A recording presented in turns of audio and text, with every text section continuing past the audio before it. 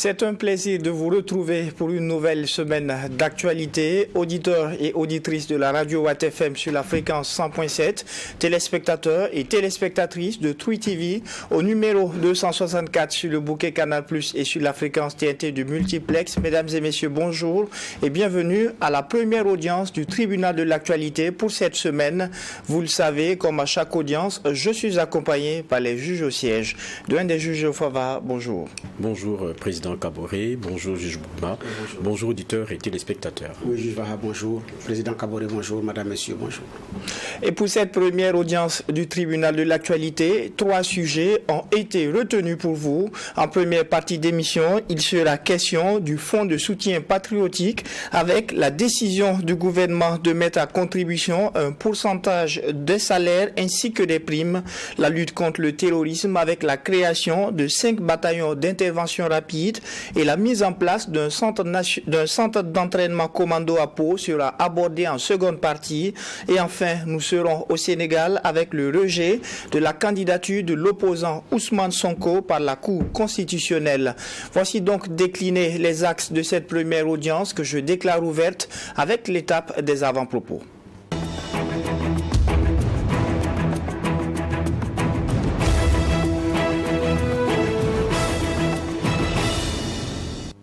Juge Bougma, nous sommes lundi. Qu'est-ce qui retient votre attention?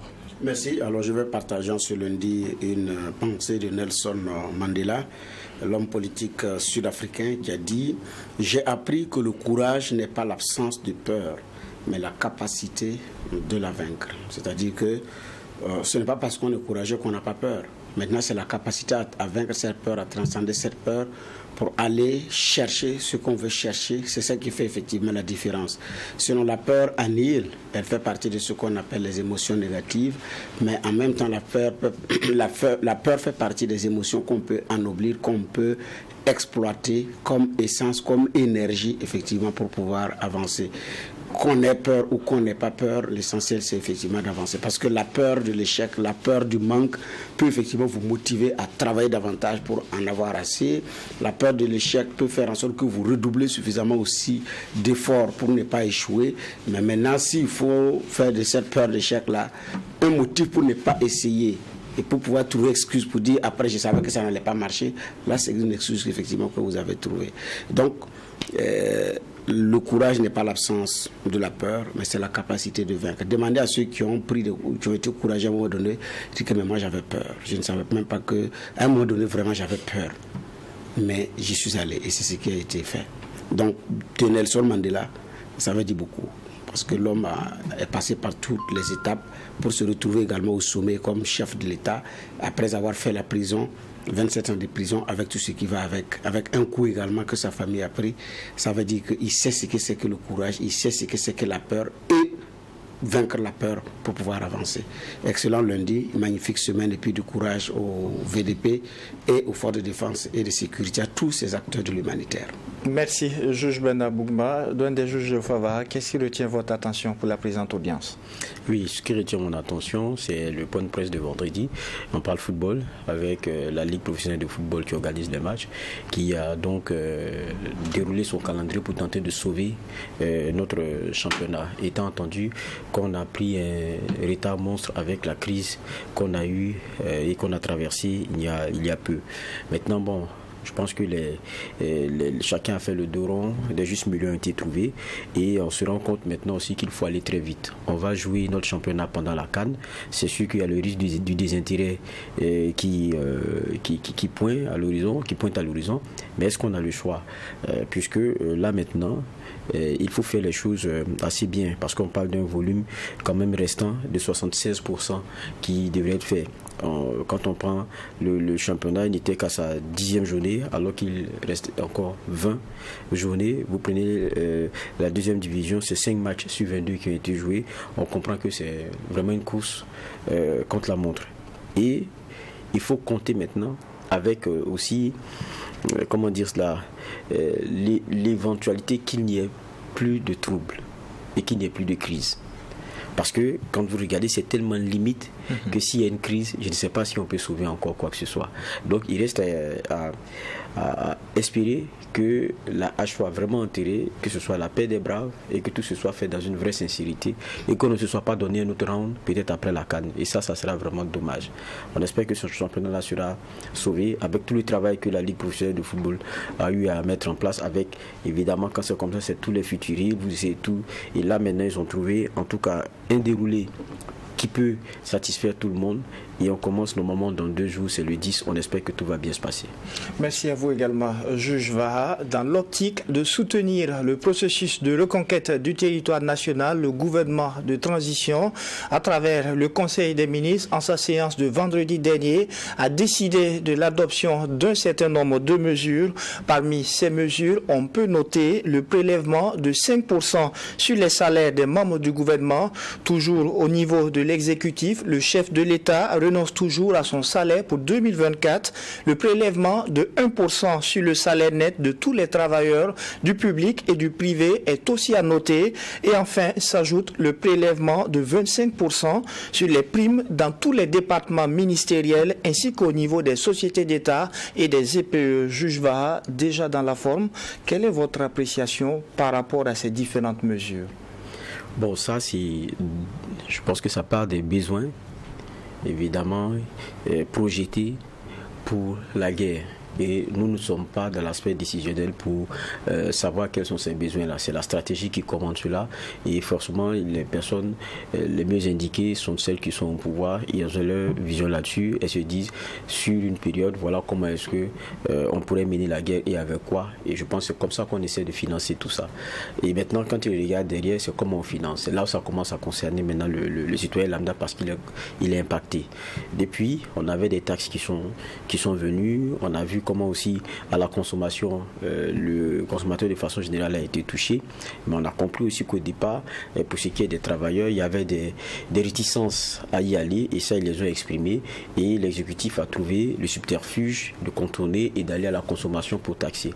Aujourd'hui, on revient à la dynamique première qui était celle d'aller ponctionner directement sur le salaire, que ce soit du public que du privé.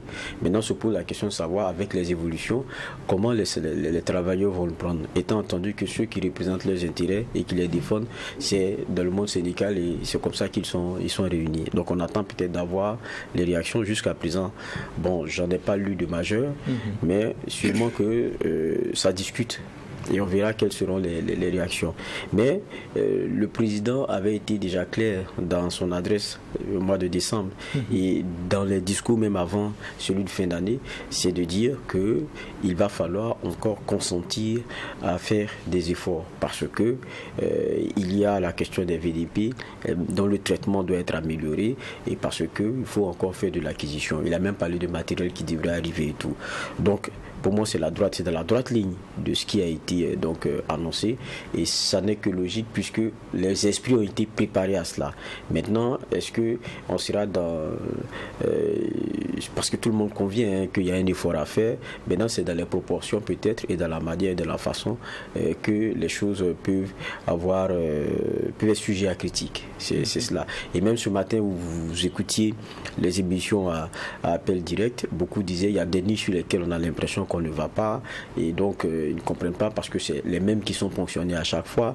Donc ils commencent à avoir peut-être des petits grincements dedans, mais n'empêche que la tendance la plus lourde, c'est que bon, tout le monde sait qu'il y a des efforts à faire. On est dans une guerre, ça ne va pas quitter au ciel le financement de la guerre. Il faut que ce soit les Burkinabés eux-mêmes qui participent à cela, parce qu'il y a d'autres aussi qui sacrifient plus dur que ça. C'est la vie. Il n'y a pas plus, comment dire cela, il n'y a pas plus apport que la vie elle-même lorsqu'on décide et on accepte d'aller, on consent à la mettre dans le jeu de la balance. Ici, on parle plutôt d'efforts, c'est des espèces sonnantes et trébuchantes et donc on peut dû travailler à en avoir. C'est un peu aussi la lecture que les uns et les autres font.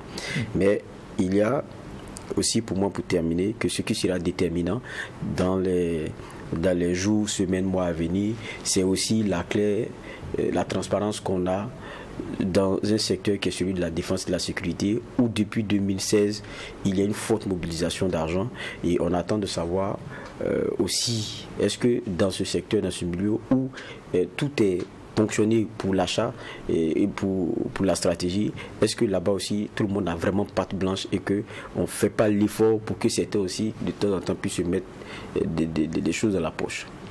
Alors, juge Bernard Bougma, depuis le 11 décembre dernier, le chef de l'État, lorsqu'il s'adressait à la nation, avait dit qu'en 2024, beaucoup d'efforts allaient être demandés.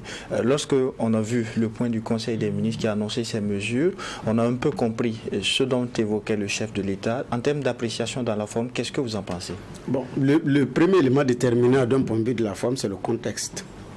C'est le contexte qui l'explique. Contexte parce que nous avons pris la responsabilité de nous assumer nous-mêmes et de compter sur nous-mêmes. Contexte parce qu'effectivement, compte tenu également de la situation, certains partenaires, pour respecter leur orthodoxie de financement, ont verrouillé certains circuits. Nous-mêmes, pour certains, on n'en voulait plus. Quand vous entendez le discours des autorités, le discours officiel, voilà. Donc ça, c'est clair.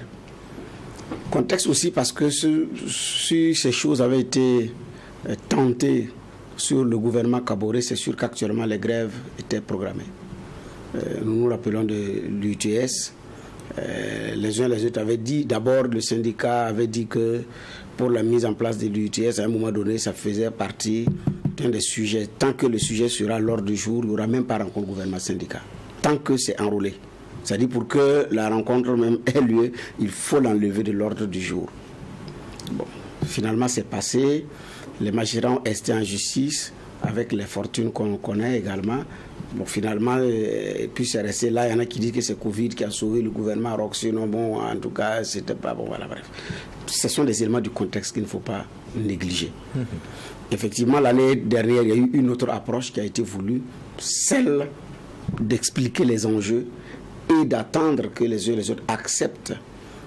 Et les travailleurs ont dit non, ont opposé une fin de non-recevoir, tout en s'inspirant également de l'histoire.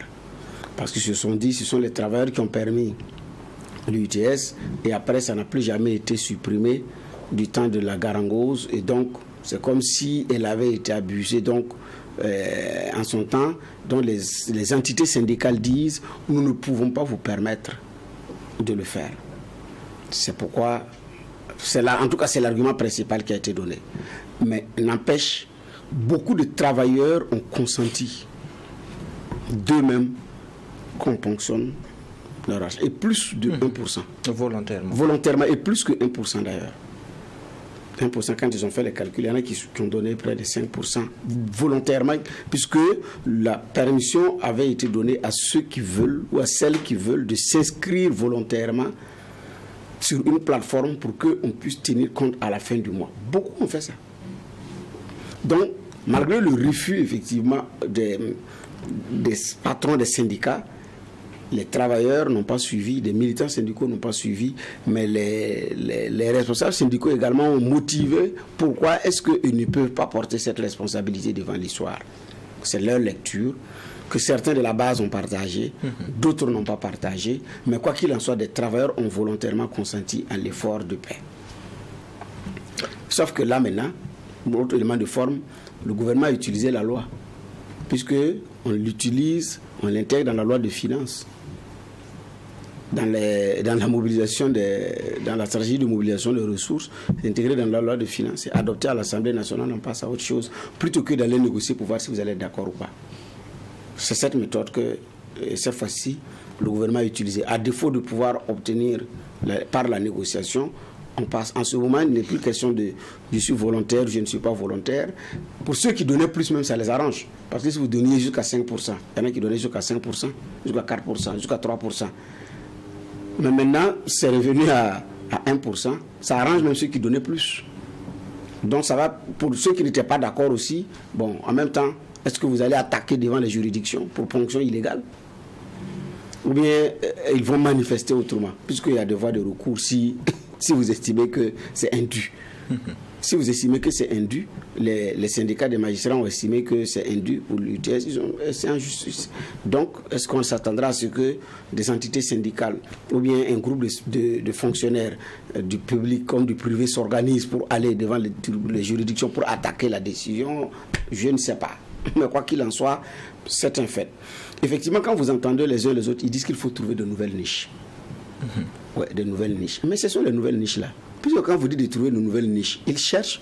Quand ils trouvent une nouvelle niche, ils attrapent. Les mêmes reviennent encore dire il faut aller trouver encore de nouvelles niches. Bon, je pense qu'il faut aller à la proposition de nouvelles niches. Je ne blague pas. Si je connaissais de nouvelles niches, moi j'allais dire il faut aller dans tel domaine, il y a de l'argent à prendre là-bas. Mais si vous dites de trouver de nouvelles niches, il y en a qui n'indiquent pas, il y en a qui indiquent oui, mais il y en a qui ne disent pas. On dit ouais, il faut aller trouver de nouvelles niches. D'ailleurs, il y en a qui ont volé l'argent de l'État, qui sont emmagasinés dans les banques, il faut aller prendre. Mais n'est-ce pas également une réalité? Oh oui, mais là, ça demande une procédure. Attendez, ça, quand ça devient comme ça demande une procédure. Le dossier Vincent Dambidou a pris combien de temps?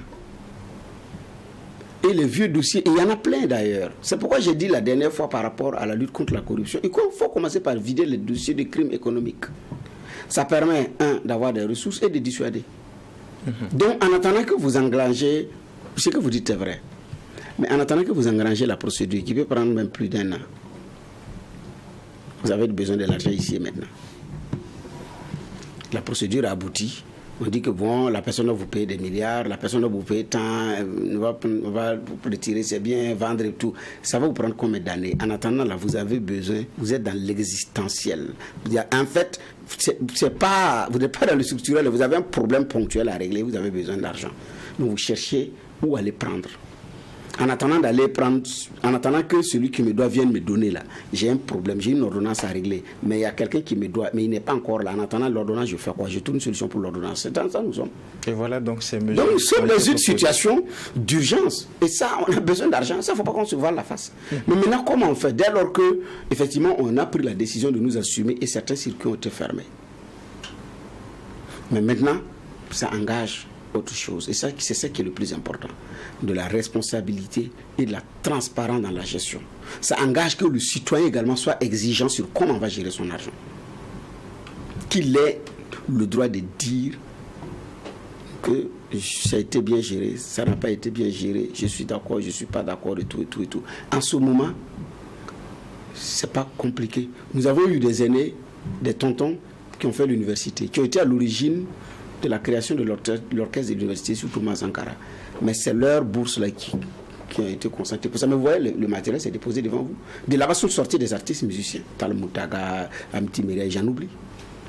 ZS, c'est de là, c'est de l'orchestre de l'université. Ça, ce sont des produits concrets. Maintenant, ici, ce qu'on demande, sincèrement, ça va demander comment on appelle ça, de la transparence dans la gestion, de l'intégrité dans la gestion. Mais ça engage également que celui qui donne puisse savoir là où va son argent. Parce que si nous cotisons ici pour payer des condiments donnés à quelqu'un, pour qu'il prépare, pour que nous mangeons ensemble, il faut que nous aussi on puisse savoir si l'intégrité de la somme a été, la sauce qui nous a été servie est à la qualité de l'effort fourni. Ça en tout cas, c'est un engagement que le gouvernement prend devant l'histoire. Et pour ça, il ne doit pas avoir, on ne doit pas lésiner sur les moyens pour qu'il y ait de la transparence et une gestion saine de ces ressources qui seront conséquemment mobilisées. Il y a un exemple qui a voulu être donné par l'exécutif. Ils ont commencé avec 5% sur les salaires des ministres. Le chef de l'État qui renonce toujours à son salaire en 2024. Mais là, le juge Bougma souligne un aspect. Il faudra de la transparence par rapport à la gestion de ces fonds. Qu'est-ce que vous en pensez, juge Vahab? Oui, c'est ce que je disais quand je terminais mon propos. C'est que derrière, il faut qu'il y ait la confiance renouvelée. Et la confiance renouvelée va aller avec la transparence dans la gestion. Plusieurs fois, on est revenu ici sur la question des audits pour les questions de défense et de sécurité. J'ai rappelé en son temps un article de Libre Info qui se disait pourquoi est-ce que celui qui avait voulu piloter les choses n'est pas resté pour nous donner le clair mot des audits et puis il est parti. Mais tout le monde avait le sentiment qu'il y avait un genre de gêne. Pourquoi? Parce que sur les autres secteurs, on a vu celui de primature et autres. Ça, on a fait, pour employer le jargon habituel, ils l'ont fait mousser à souhait. Mais quand on va sur un autre chapitre, ça devient un peu plus compliqué. Alors que aujourd'hui, le clair de nos dépenses là, c'est sur les questions sécuritaires. Et même à un moment donné, quand il a commencé à avoir la fine bouche, parce que les gens ne voyaient pas vraiment là où l'argent partait, ils ne voyaient pas de façon concrète certaines choses, on a vu le président lui-même se permettre des visites. Et en arrière-plan, c'est vrai qu'on ne peut pas tout donner, c'est clair, mais il semblait montrer déjà que voilà, on a eu de l'acquisition. Aujourd'hui, vous ne pouvez pas être à Ouagadougou dans certaines villes et puis ne pas dire que vous ne voyez pas les camions transformés qui passent et puis certains autres éléments, même vous voyez le trafic aérien, c'est des choses que ça vous suggère. Ça, c'est clair. Mais le problème, c'est que de 2016 jusqu'à 2021, on a consenti aussi des efforts monstres dans la question de notre armée, de notre sécurité. Mais il n'y avait pas la bonne corrélation entre dépenses et puis résultats sur le terrain. On a entendu beaucoup de choses sur les questions de dépenses militaires. Est-ce qu'on a vraiment fouillé? Le président lui-même, quand il est venu, il a parlé de ses gradés militaires et de ses gradés milliardaires. Bon, je ne sais pas si c'est des hommes d'affaires ou bien comment ils ont eu leur argent. Donc jusqu'à présent, c'est des éléments sur lesquels on n'a pas le clair mot. Mais on vous dit, continuez de faire les efforts. Mais on le comprend, il faut faire des efforts, puisque cette guerre, elle doit être financée. Et on sait très clairement que ce ne sont pas ceux qui ne sont pas en odeur de sainteté avec la façon dont on décide de faire les choses aujourd'hui qui viendront nous aider. D'ailleurs, ils ont coupé les ponts depuis. Donc, il faut faire l'effort. Mais il faut un retour aussi qui est celui de la confiance renouvelée pour que cet effort-là puisse continuer de se faire sans qu'il y ait des graissements dedans. Parce que, disons-le tout net, ce n'est pas facile. Il y avait, on se disait qu'on allait avoir peut-être en 2023 60 milliards, 100 milliards je pense. On est quoi à 170 milliards, 884 millions je crois, selon le point qui a été fait début décembre. Donc c'est sûr que pour arriver à ces 100 milliards, ça va être compliqué. Et quand vous regardez, 75% de cet effort-là, c'est sur la taxation directe, donc à la consommation. La taxation à la consommation. Donc, c'est pour caricaturer ceux qui boivent sucreries et autres, c'est eux qui ont contribué à 75% à tout ce qu'on a eu en plus dans les 70 milliards. Donc, la part de la contribution volontaire, elle n'est pas si importante que ça.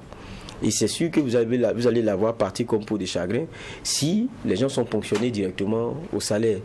Maintenant, ça veut dire qu'il y a, ils se sont assis, il y a des scénarios qui ont été mis sur la table.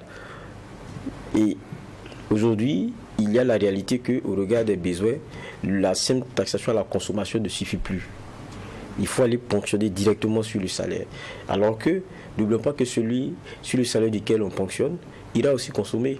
Donc, ça devient une double contribution. Donc, c'est une assiette qu'on veut élargir avec des poches qui sont toujours les mêmes. Ça, c'est une réalité. Mais cette proposition avait déjà été faite à l'endroit des syndicats et on s'était opposé à un refus catégorique par rapport au 1%. Et ils ont fait des propositions. Voilà ce sur quoi je voulais aussi aller. Moi, j'allais peut-être aimer que pendant l'année qu'on a eue, qu'il y ait pu avoir plusieurs discussions avec ce monde syndical-là. Parce que c'est des partenaires, hein. C'est comme ça. Vous ne pouvez pas gérer sans eux. Et puis, c'est les composants de notre société. Et cet effort-là, c'est sur l'effort de tout le monde. Dans les 75%, vous avez les travailleurs qui ont contribué, même de façon volontaire. Donc, il ne faut pas penser que c'est des gens qui sont contre la dynamique. Maintenant, ils ont envie d'être convaincus, ça c'est un. Et puis, deuxièmement, ils ont envie aussi d'être rassurés sur un certain nombre d'éléments. Sinon, ils n'ont pas seulement refusé, ils ont fait des propositions en son temps. Est-ce que depuis, il y a eu des discussions pour dégager des pistes possibles qui permettent à chacun de trouver son compte? Parce que vous savez, comme ce que vous faites malgré ou bon gré moi, à la fin, je vous regarde. C'est un peu ça. Et c'est pas cette dynamique-là qu'on veut. Il faut que ce soit d'abord, pour moi, quelque chose de volontaire. C'est comme ça qu'on peut arriver à réussir. Mais est-ce que pendant ce laps de temps, pendant tout ce temps-là, il y a eu des discussions justement avec ce monde syndical sur notamment les propositions qui ont été faites? On a entendu aussi certains dire, et ça c'est une vérité, que le travailleur burkinabé n'est pas traité équitablement. Je n'ai pas dit n'est pas traité de la même façon, on ne peut pas le traiter de la même façon. Je n'ai pas d'une équité. Parce qu'il y en a qui perçoivent, il y en a qui sont presque des chouchous quand on regarde la façon dont ils sont traités. Et c'est pour cela qu'il y avait la dynamique d'équité dans le traitement salarial de l'agent de l'État, par exemple. Ça a été posé sur la table. il y a eu, sur la question des fonds communs, beaucoup d'éléments qui ont été tentés. Il y a eu des périodes de moratoire qui avaient été décidées. Aujourd'hui, on en est où? On parle de milliards là.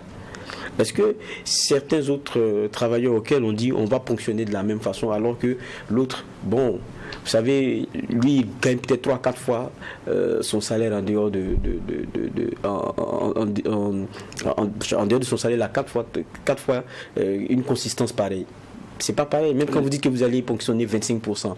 L'autre s'est dit, bon, on n'a rien changé dans l'équité et dans le traitement. Justement, dans les 25%, les fonds communs sont touchés également. C'est pas de ça qu'il s'agit. C'est-à-dire que quand vous ponctionnez, il faudrait d'abord une équité. Travail. Et moi, je pensais que la période de la transition est la période du courage et où on est à équidistance des intérêts, où on peut faire appliquer un certain nombre d'éléments. Le politique a beaucoup tergiversé, même si sur ce chapitre, il faut reconnaître qu'il y a eu certains ministres qui ont eu le courage de la fonction publique de Souro Kabouré, le dernier, qui a eu le courage d'avancer crânement sur cette question-là. Ben, je me disais que sur la transition, on aurait pu peut-être élaguer ça une bonne fois pour toutes, parce qu'il y a beaucoup de travailleurs qui ont le sentiment aussi de la non-équité dans le traitement.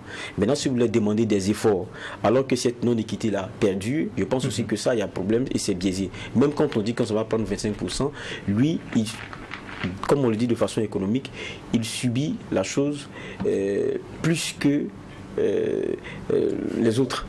Quand vous faites les rapports, donc l'iniquité là, vous la renforcez encore parce que vous ne l'avez pas encore traité et vous faites supporter des charges presque au même titre alors que vous n'avez pas réglé ce problème. Donc il le supporte plus que de mesures. C'est le système que je cherchais par rapport aux autres. Et donc pour moi ça c'est un problème qui continue d'être, et je pense que l'action de la transition était le moment pour régler ces éléments-là. Pas se trouver aussi des subterfuges à dire que celui-là est la fonds commun, celui-là est la fonds commun, alors que après on se rend compte que ce qu'on a dit n'est pas forcément vrai. Alors, juge Bougma, dans ces mesures, il y a 25%, un prélèvement de 25% sur les primes dans les départements ministériels, les sociétés d'État et les EPE, mais le juge Bara pose tout de même le problème de l'équité. Qu'est-ce que vous en pensez? Oui, mais on n'a pas eu le courage d'aller jusqu'au bout. Sous le président Kaboré, le dossier était très avancé. Bon, ça a changé de nom, remise à plat, quoi. Mais quoi qu'il en soit, c'était pour régler cette question d'équité au niveau de l'administration publique. Bon, ça ne l'a pas été, ça n'a pas abouti. Quand dans ce gouvernement, en général, vous entendez le chef du gouvernement, le Premier ministre, dire il n'est pas question que dans le même gouvernement, il y en a qui touchent des sommes pharaoniques, il y a d'autres qui ne touchent pas. Donc il faut régler cela, il faut rogner. Donc il y a effectivement de l'équité à rechercher. Et donc, mais ces primes sont déjà, l'UTS les taxes également déjà. C'était déjà taxé au niveau de l'UTS. Et ensuite, maintenant, ajouter aux 25%, pour certains, ça va faire mousse quand même. Donc, mais il y a un travail d'équité à avoir. Dans les administrations, en fonction des réalités, on trouve des moments, comment on appelle ça, des mécanismes de stimulation, d'encouragement en fonction du risque et des réalités de votre boulot. Prenons pour un pays comme les États-Unis. Pour ce qu'on affecte dans les zones très éprouvantes, comme la chaleur, les zones de chaleur intense ou de froid intense, vous ne touchez pas le même salaire que celui qui n'est pas dans ces conditions. Mais c'est su à l'avance. Donc, il y en a qui bâtissent leur carrière, ils savent que s'ils partent pour faire 5 ans, voici l'économie qu'il va avoir. Il fait ses calculs, il part faire ses 5 ans, après il se casse pour faire autre chose, ou bien il change, il demande d'être affecté ailleurs, mais il sait en connaissance de cause. Donc c'est su par tout le monde. Mais ici, les zones difficiles, c'était des zones d'affectation sanction. Donc, ce qui fait que ce n'est pas la même chose. Donc, maintenant, chacun, en fonction de ce qu'il fait et des réalités, des risques encourus, effectivement, il peut avoir un mécanisme de stimulation, et je ne pense pas que c'est ça qui pose problème aux travailleurs. Il y a une forme d'injustice et tout.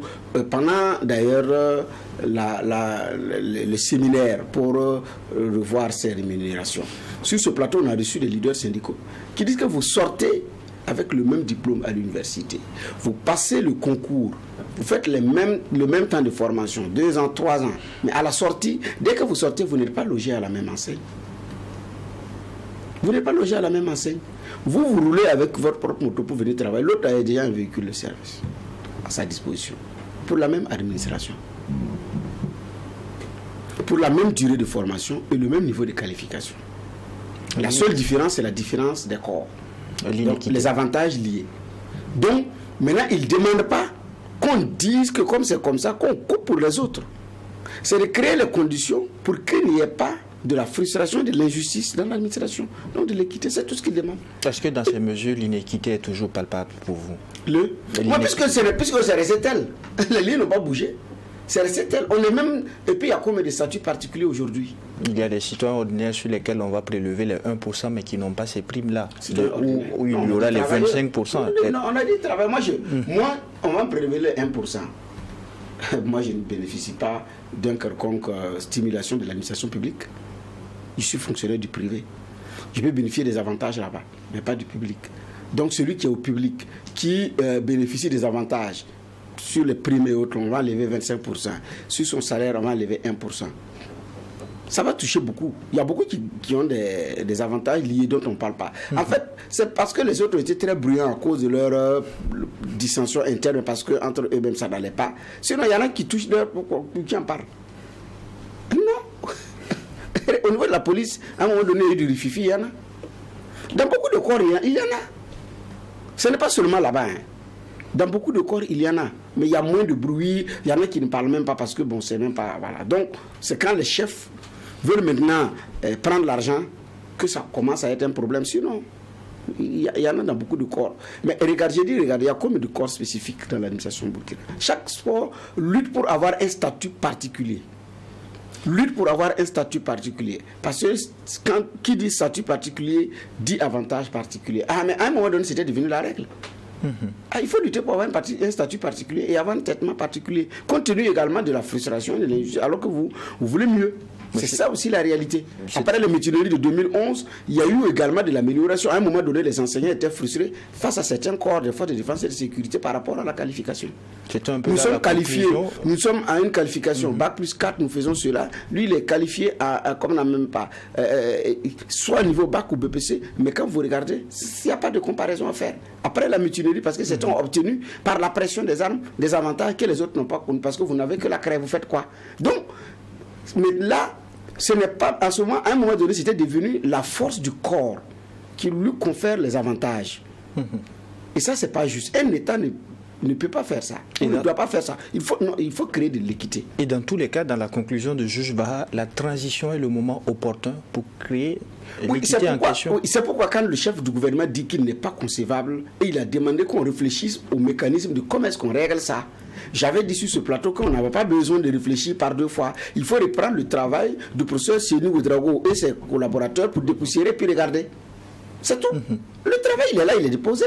Les autorités coutumières avaient été fâchées, frustrées, parce que se sentant trahis par ça, quand elles se sont impliquées pour faire comprendre à ceux qui n'étaient pas d'accord avec l'initiative qu'il y va même de la cohésion sociale et pour une fonction publique de qualité, pour qu'un travail ne soit pas frustré parce que l'autre perçoit plus que lui dans le même bureau, parce que vous n'êtes pas issus des mêmes corps. Vous avez été affectés dans le même service, mais vous ne venez pas des mêmes corps. Soit vous êtes financier, soit vous êtes enseignant, mais vous travaillez dans le même service, mais vous n'êtes pas logé à la même enseigne. Quand on vient regarder à la descente ou à la montée, vous n'êtes pas logé à la même enseigne. Donc, le travail, il est là. Qu'est-ce qu'il faut? Il faut du courage pour prendre et dépoussiérer. Ça tombe bien. Monsieur Bassolma et son équipe n'étaient pas d'accord en son temps. On a vu également les arguments qu'ils avaient avancés qui étaient pertinents. On a vu aussi les arguments qu'il avait avancés qui étaient pertinents pour refuser qu'on touche à l'argent du travailleur. Aujourd'hui, la réalité est qu'il est dans un gouvernement qui dit qu'il faut le faire compte tenu de la réalité, compte tenu de la situation. Je pense qu'il n'y a pas meilleure façon. S'il a attaqué le dispositif légal pour dire neutralité, la loi sur la dépolitisation qui a changé de dénomination, s'il a pu régler ça sur le plan légal, il faut régler également sur le plan financier, puisque c'est d'ailleurs le même ministère de la fonction publique. Pourquoi est-ce qu'on n'en parle pas? Et c'est le ministère de la fonction publique d'ailleurs qui est porteur de ce dossier. C'est son dossier à lui, parce que le travail du professeur Séni, c'est parce qu'il était ministre de la fonction publique. Aujourd'hui, si c'est question d'équité que les travailleurs soulèvent, c'est le dossier de M. Bazier. Donc, c'est sûr qu'il travaille avec son équipe. Et je me dis que si le chef du gouvernement en parlait, il a donné des instructions également pour qu'on puisse régler cette question une bonne fois pour toutes. Et là, il est très attendu. Et on va continuer à parler du secteur de la défense, mais là, dans un tout autre registre, pour aborder le second sujet retenu pour cette audience, le chef de l'État, le capitaine Ibrahim Traoré, qui a signé un décret portant création de 5 nouveaux bataillons d'intervention rapide. Juge Baha, la réorganisation est toujours en continu, visiblement. Si, parce que si ma mémoire est bonne, c'est octobre, non, qu'on avait 7 bières qui avaient été créées. Aujourd'hui, on a 5. Je me dis que si ça continue, ça veut dire qu'on est conscient peut-être de l'efficacité apportée et on est conscient des résultats probants que cela a. C'est pour ça peut-être que cela se fait. Parce qu'ils ont pour vocation aussi, quoi qu'on dise, les questions de sécurisation des convois et beaucoup d'autres éléments à côté des forces de sécurité intérieure. Donc, pour moi, c'est sûrement du fait des résultats. Et puis, ce qui nous a beaucoup manqué aussi, souvent, c'est peut-être la célérité dans l'intervention, l'offre qui soit beaucoup plus proche des cibles, molle ou autre, mais ou dur, mais c'est peut-être ça qui a beaucoup manqué. Et avec ces questions de brigade d'intervention rapide, si on se rend compte qu'il y a seulement quelques mois, on en crée 7, aujourd'hui on en crée 5, ça veut dire que c'est une dynamique qui est enclenchée depuis et que les résultats deviennent de plus en plus probants. Moi, je répète toujours sur ces questions, je ne suis pas un spécialiste sur les questions militaires, je suis économiste de formation, c'est là que je suis le plus à l'aise, souvent en termes d'analyse, mais on se rend compte que sur le chapitre de la guerre aujourd'hui, il y a des choix qui sont faits et ça bouge. En termes d'organisation, on n'est pas attentiste. On regarde, on essaie ça, si ça ne marche pas, on essaie ça, et quand ça marche, on essaie encore de peaufiner davantage. Et avec le capitaine Ibrahim Traoré, c'est à quoi on est vraiment en train d'assister. On a sur le terrain, en tout cas, une autre doctrine de la guerre ça a vraiment changé. Et le MPSR eux-mêmes n'a rien à voir avec ce qu'on est en train de voir avec le MPSR2, où on était dans des questions de demander aux populations de trouver le moyen de discuter avec les gars et puis trouver des solutions. Aujourd'hui, quand on dit il est encore temps de déposer les armes, faites-le vite parce que très bientôt vous n'aurez plus cette option-là. Ça veut dire ce que ça veut dire. Et ça se traduit aussi dans les choix organisationnels qui sont faits. Et justement, dans ce choix organisationnel, juge Bougma, il y a 5 nouvelles villes qui disposeront de brigades d'intervention rapide. Oui, ça rentre dans dans le cadre de la réorganisation de l'armée que le capitaine a entrepris. Je ne pense pas que ça dépend d'autre besoin que ça. Pour plus d'efficacité, de célérité. Le doyen Kalifara serait rappelé d'ailleurs les hauts faits d'armes, des birs au Cameroun. Effectivement, les birs au Cameroun ont contribué beaucoup à résorber la lutte contre le terrorisme. Et il dit que ce que nous avons fait, c'est une première en termes de nombre de birs créés dans ce laps de temps. C'est un record mondial d'ailleurs, en le disant. Donc, ça peut participer naturellement à la reconquête du territoire avec suffisamment de célérité et d'action. Je ne pense pas qu'il y ait une autre explication que ça. Ce qu'on peut leur souhaiter, c'est bonne mission. Qu'est-ce qu'on va dire? On parle de villes comme Djibo, Titao, Pama. Oui, mais ce sont des villes stratégiques. Titao, voyez-vous que Titao, d'ailleurs, l'un des héros de cette guerre demeure un civil. Le regretté Yoro, quoi qu'on dise, c'est le visage héroïque de cette guerre-là. Voilà. Mais Titao, c'est quelqu'un aussi qui avait à un moment donné tenu pour que Titao ne tombe pas. Donc Titao, c'est très stratégique parce qu'en allant à la frontière du Mali, c'est une localité vraiment stratégique dans la lutte contre le terrorisme. Maîtriser cette zone, c'est réellement maîtriser également un autre pan. Et c'est aussi symbolique. Djibo, c'est vraiment la ville symbole. La ville symbole parce que quand il y a eu l'attaque du camp, les fils de la localité qui ne sont plus là-bas et qui ont pris contact disent que qu'est-ce qui se passe de la frontière malienne en venant à Djibo, vous n'avez personne.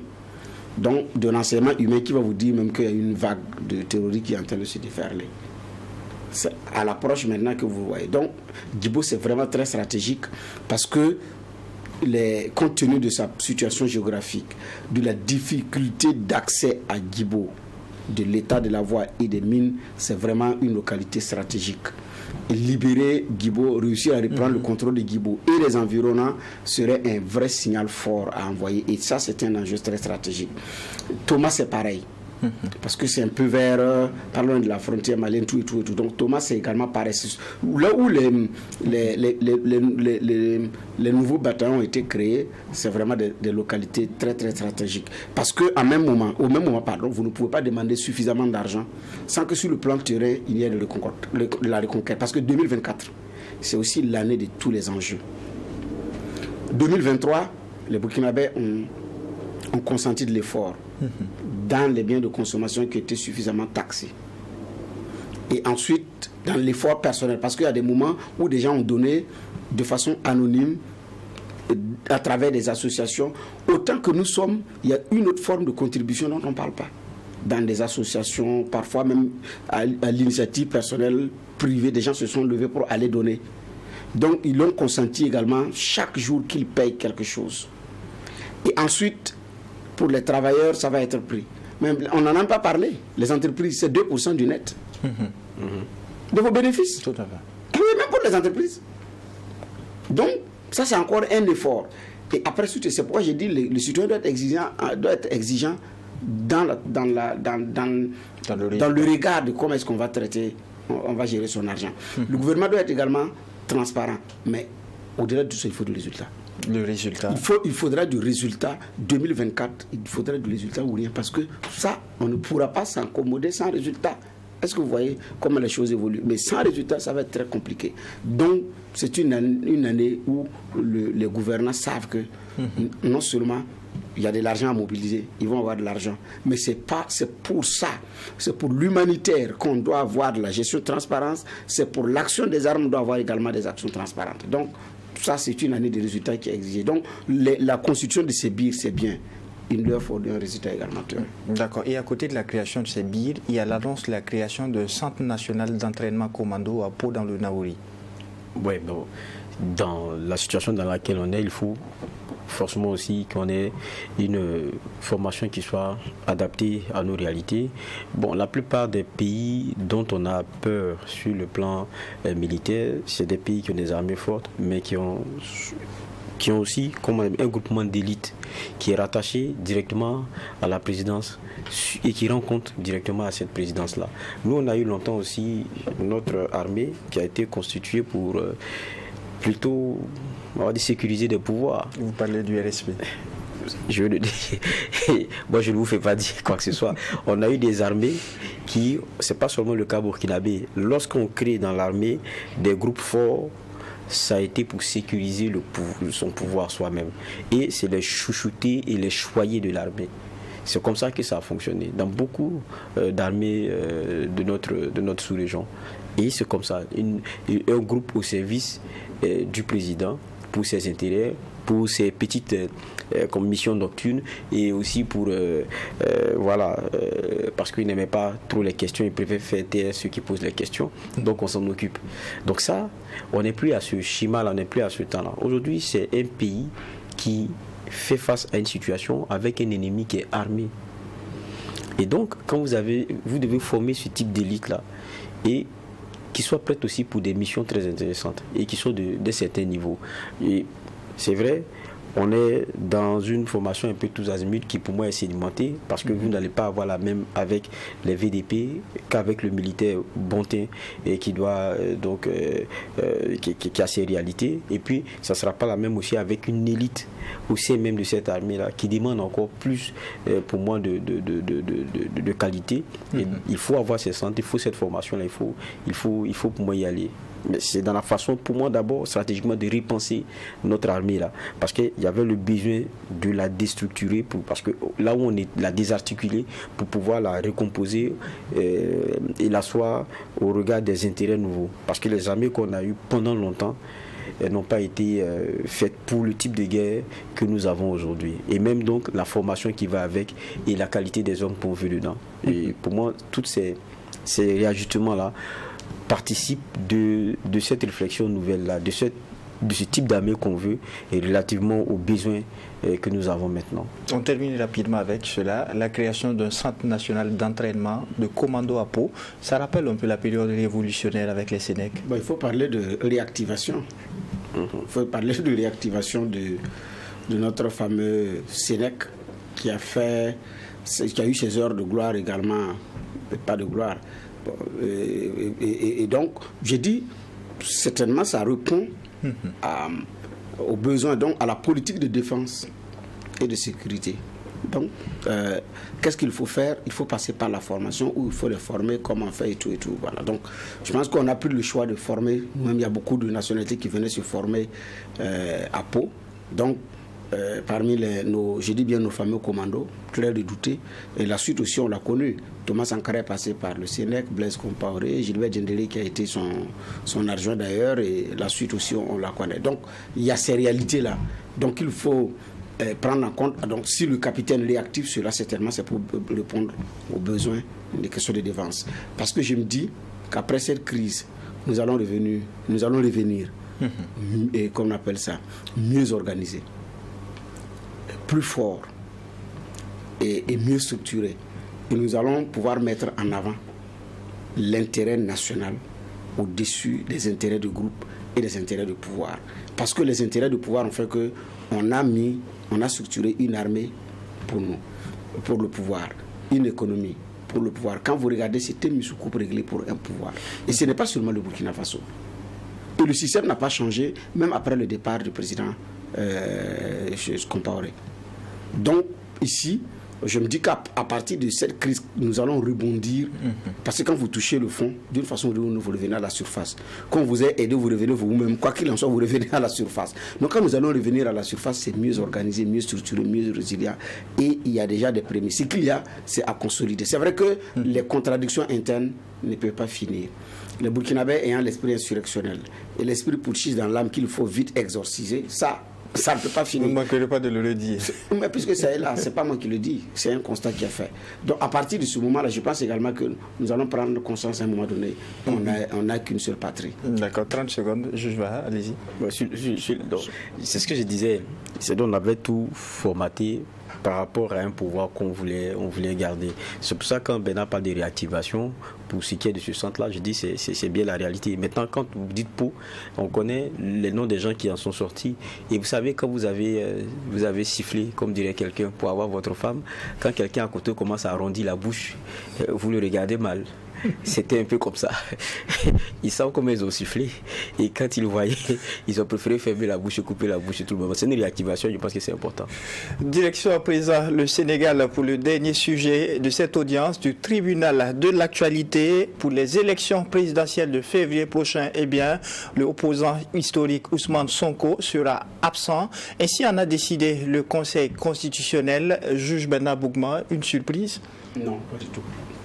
La dernière fois, on se disait que c'est sûr que ça veut dire que le Conseil constitutionnel est toqué ça parce qu'il y a des conditions à remplir. Donc, lui, il tranche en dernier ressort avec les éléments qu'il a sur la main. Si vous partez pour déposer un dossier, on regarde, le dossier n'est pas complet. Vous dites, ah non, ça à la légalisation m'a bloqué, donc il fallait régler puis revenir. Donc, c'est une suite logique. Donc, c'est le contraire qui aurait effectivement pu étonner. Espérons que cela puisse contribuer à avoir un climat social apaisé au niveau du Sénégal. Sinon, c'est sans surprise. C'est d'ailleurs le contraire qui aurait étonné. Sans surprise pour vous également, la condamnation de 6 mois avec sursis d'Ousmane Sonko qui est finalement confirmée par la Cour constitutionnelle. Oui, c'est ça, parce que c'est une question de diffamation aussi quand vous regardez en ce moment. Parce que je disais, lorsque Sonko on faisait du tout sauf Macky Sall, donc c'était un système dont on était en train de montrer un peu les faiblesses et les failles. Et c'est là, je pense celui qui avait aussi, il avait le portefeuille de la jeunesse, non? Et des questions d'agriculture. C'est sur un projet d'ailleurs concernant l'agriculture que Sonko disait qu'il y a eu des problèmes de gestion, il y voyait un peu de tournement et tout. Mais là, le problème c'est ça. Quand vous donnez des éléments sur la place publique qui portent atteinte à quelqu'un dans sa gestion ou qui l'accuse, on vous demande sagement de venir apporter les éléments sur ce que vous avez fait sortir. Et bon, là, voilà le problème. Et jusqu'à présent, parce qu'il parlait des rapports, et donc il n'a pas pu apporter les éléments. Quand c'est comme ça, c'est diffamation, vous êtes condamné. Et voilà, il y avait une première décision qui avait été donnée. Bon, il a fait appel et tout. Bon, voilà. Et quand on regarde, évidemment, ça rend encore plus difficile la question de la candidature, qui était déjà même improbable. Quelle perspective peut-il y avoir pour son parti, le PASTEF? C'était de trouver une alternative à Sonko, mais le problème c'est que l'alternative attendue, je ne pense pas qu'elle soit aussi sortie de prison.